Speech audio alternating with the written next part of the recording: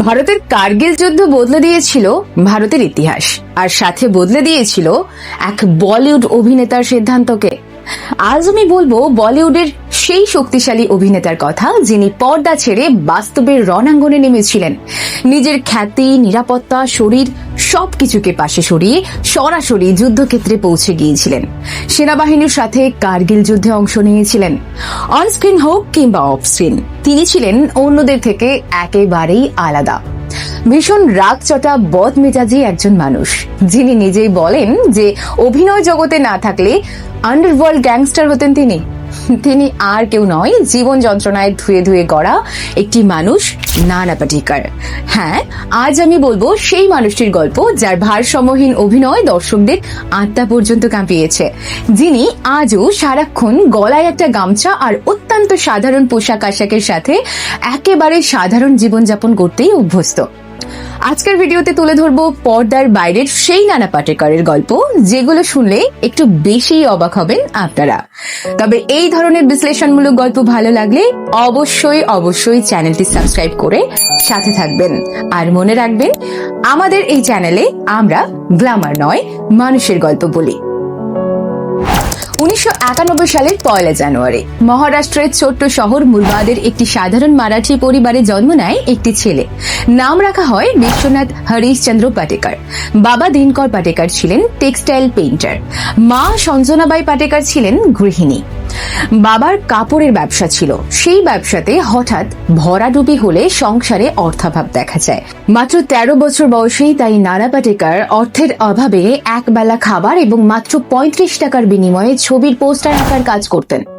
এমনকি তিনি রাস্তার জেব্রা ক্রসিং এর পেইন্টিংও করেছেন মাত্র 15 টাকার বিনিময়ে। তিনি পড়াশোনা করেন জে স্কুল অফ আর্টসে। চিত্রকলা ছিল তার প্রথম ভালোবাসা। এই আর্ট স্কুলেই তার জীবনে আসে থিয়েটার। তার অভিনয় জীবন শুরু করেছিলেন থিয়েটারে তার শক্তিশালী অভিনয় এবং তীব্র মঞ্চ উপস্থিতির মাধ্যমে। 1978 সালে তার জীবনের প্রথম ছবি করেছিলেন এবং তার ছবির নাম ছিল গমন। এরপর 1989 সালে মুক্তি পায় পরিন্দা। এই ছবিটাই নানা পাটেকরের জীবনের মোড় ঘুরিয়ে দেয়। তবে তিনি বলিউডে কোনো গ্ল্যামারের প্রতিশ্রুতি নিয়ে আসেননি, কখনো হিরো হওয়ার স্বপ্নও দেখাননি, কিন্তু তবুও তিনি হয়ে উঠেছেন ভারতীয় চলচ্চিত্রের সবচেয়ে শক্তিশালী অভিনয় শিল্পীদের মধ্যে একজন। তবে আপনারা কি জানেন, বাস্তবের মাটিতেও তিনি একজন হিরোর থেকে কম কিছু ছিলেন না, এমনকি একজন লড়াকু সৈনিকের চেয়েও কম কিছু ছিলেন না। সালটা 1991 সাল। বলিউডে তখন নানা পাটেকর মানেই তীব্র অভিনয়, আগুন চোখ, গম্ভীর সংলাপ। ঠিক সেই সময় তিনি প্রস্তুতি নিচ্ছেন তার পরিচালিত ছবি প্রহারের। পর্দায় তাকে একজন সেনা অফিসারের চরিত্রে অভিনয় করতে হবে, কিন্তু নানা পাটেকর অন্যদের মতো নন। তাই তিনি ভাবলেন, শুধু অভিনয় করলে চলবে কেন, সৈনিক হলে সৈনিকের মতোই হতে হবে। সেই ভাবনা থেকেই শুরু। টানা 3 বছর তিনি মারাঠা লাইট ইনফ্যান্ট্রির সঙ্গে নেন কঠোর মিলিটারি ট্রেনিং।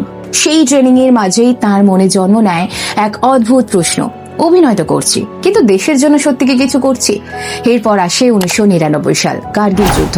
দেশ জ্বলছে উত্তেজনায়, খবরের কাগজে ভরে যাচ্ছে শহীদের ছবিতে। নানা পাটেকর আর স্থির থাকতে পারলেন না। তিনি সিদ্ধান্ত নিলেন যুদ্ধক্ষেত্রে যাবেন। সেনাবাহিনীতে আবেদন করলেন, কিন্তু উত্তর এলো না। একজন অভিনেতাকে সীমান্তে পাঠানো তো সম্ভব নয়। নানা পাটেকর দমে যাওয়ার মানুষ নন। তিনি জানালেন তার প্রশিক্ষণের কথা, জানালেন তিনি একজন ন্যাশনাল লেভেল শুটার। তবুও দরজা খুলল না। শেষমেশ তিনি ফোন করলেন তৎকালীন প্রতিরক্ষা মন্ত্রী জর্জ ফার্নান্ডেজকে। মন্ত্রী অবাক হয়ে শুধু একটাই প্রশ্ন করেছিলেন, তুমি কবে যেতে চাও? আগস্ট 1999 নানা পাটেকরকে অনারারি ক্যাপ্টেন হিসেবে সেনাবাহিনীতে অন্তর্ভুক্ত করা হয়। তিনি ইউনিফর্ম পরে পৌঁছে যান এলওসি এর ফ্রন্ট লাইনে। দ্রাস, কুপওয়ারা, বারামুল্লা, সোপর এইসব উত্তপ্ত এলাকায় তিনি সেনাদের সঙ্গে কাঁধে কাঁধ মিলিয়ে টহল দেন। কুইক রেসপন্স টিমের সদস্য হিসেবে কাজ করেন।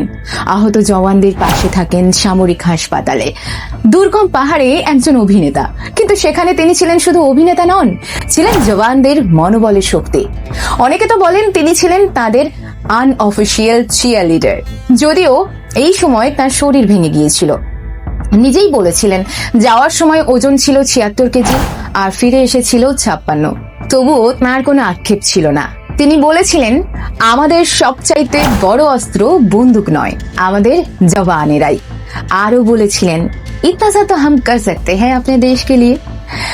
যুদ্ধের পর তাকে সম্মানসূচক লেফটেন্যান্ট কর্নেল পদে উন্নীত করা হয়। 2013 সাল পর্যন্ত তিনি টেরিটোরিয়াল আর্মির সঙ্গে যুক্ত ছিলেন। এরপর ফিরে এসে তিনি শুধু অভিনয়ে ফেরেননি, তিনি তৈরি করেন নাম ফাউন্ডেশন, খরা পীড়িত কৃষকদের পাশে দাঁড়ানোর জন্য। এই নাম ফাউন্ডেশনের মাধ্যমে এখনো পর্যন্ত 22 কোটি টাকার বেশি অর্থ দিয়ে সাহায্য করেছেন কৃষক পরিবারদের। আসলে নানা পাটেকর প্রমাণ করেছেন দেশপ্রেম শুধু কোনো সিনেমার সংলাপ নয়, এটা সাহসী সিদ্ধান্ত। তিনি আসলে শুধু পর্দার নায়ক নন, তিনি বাস্তবের নীরব বীর। আরেকটা ইন্টারেস্টিং বিষয় কি জানেন, নানা পাটেকর মুম্বাই পুলিশের ঘনিষ্ঠ ছিলেন বরাবর। আর যেহেতু ভালো ছবি আঁকতেন, বিভিন্ন সময়ে অপরাধীদের স্কেচ বানিয়ে মুম্বাই পুলিশকে তদন্তে প্রায়ই সহযোগিতা করতেন। এছাড়াও জানা যায় 1993 সালের মুম্বাই বিস্ফোরণের ঘটনায় নানার ভাই নিহত হয় এবং অল্পের জন্য তার স্ত্রী প্রাণে বেঁচে ফেরে। সে সময়ও তিনি মুম্বাই পুলিশের আন্ডার কভার এজেন্ট হিসাবে কাজ করেছিলেন। অভিনয় জগতেও তিনি কখনো একজন কঠোর পুলিশ, কিংবা একজন প্রেমময় বাবা, কিংবা একজন ভগ্ন শিল্পী অথবা একজন ফায়ার ব্র্যান্ড নেতার ভূমিকায় অভিনয় করেছিলেন। 1994 সালের ক্রান্তিবীর নানা পাটেকরকে এনে দেয় জাতীয় স্বীকৃতি। তিনি পান জাতীয় চলচ্চিত্র পুরস্কার। এছাড়াও 2013 সালে নানা পাটেকর পদ্মশ্রী পুরস্কার পান। সাথে অনেক পুরস্কার এবং সম্মান জমেছে সময়ের সাথে তাঁর ঝুলিতে।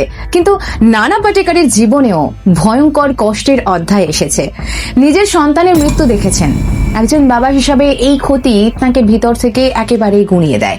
আর এই যন্ত্রণার চাপই বোধহয় তার অভিনয়ে আরো গভীরতা এনে দেয়। তবে ব্যক্তিগতভাবে নানা একজন অত্যন্ত রাগী এবং শর্ট টেম্পার্ড একজন ব্যক্তি, এবং বলা হয়ে থাকে যে ছবির শুটিং চলাকালীন অনেক সময় তিনি তার ছবির পরিচালকের সাথে তর্ক বিতর্ক এমনকি হাতাহাতিতেও যুক্ত হয়েছেন। জানা যায় 1984 সালে বি.আর. চোপড়ার ছেলে রবি চোপড়ার একটা সিনেমাতে রেপিস্টের চরিত্র দেওয়া হলে তিনি মুখের ওপর ভীষণ গালাগালি পর্যন্ত দিয়েছিলেন।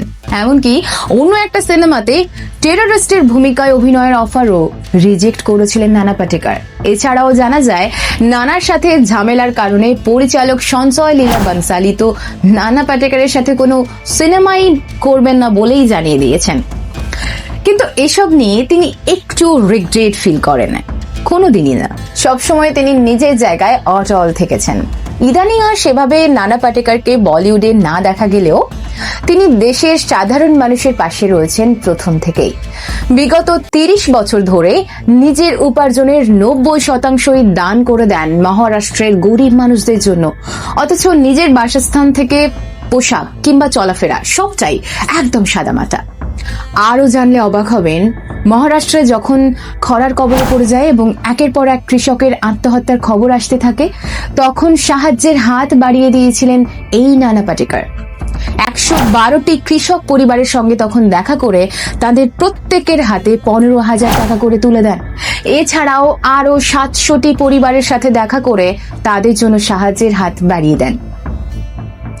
বলিউডে তো অনেক অভিনেতা আছেন যারা পর্দায় দেশপ্রেম দেখিয়েছেন, সংলাপে গর্জেছেন, বন্দুক তুলেছেন, শত্রুকে মেরেছেন।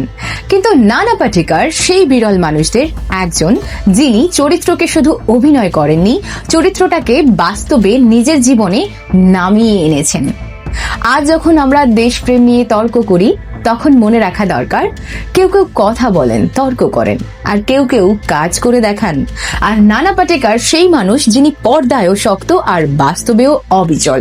স্যালুট জানাই এমন একজন অভিনেতাকে, যিনি শুধুই একজন অভিনেতা হয়ে থাকেননি, তিনি হয়ে উঠেছিলেন একজন ভারতীয় সৈনিক।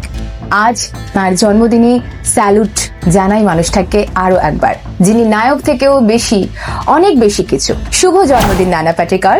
সম্মান, শ্রদ্ধা ও ভালোবাসা রইল আপনার জন্য।